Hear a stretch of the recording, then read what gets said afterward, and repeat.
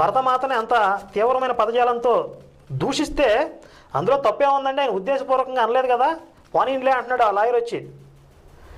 ఇలాంటి లాయర్లు ఉండబట్టే ఈరోజు లాయర్ వ్యవస్థ మీద ప్రజల్లో ఒక చులకన భావం వచ్చేసింది. అబద్ధాలు చెప్పేవాడు ఎక్కడ దొరుకుతాడు అంటే లాయర్ల దగ్గర దొరుకుతారనే సామెత వాడుకలోకి వచ్చింది.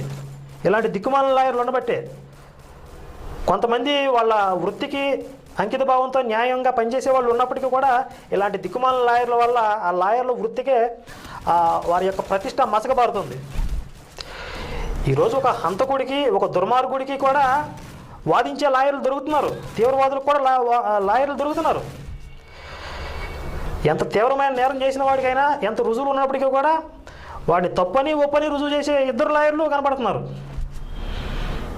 ఎంత దౌర్భాగ్యకరమైన పరిస్థితి, ఇలాంటి దిక్కుమాలిన వాళ్ళ వల్ల ఈ పరిస్థితి.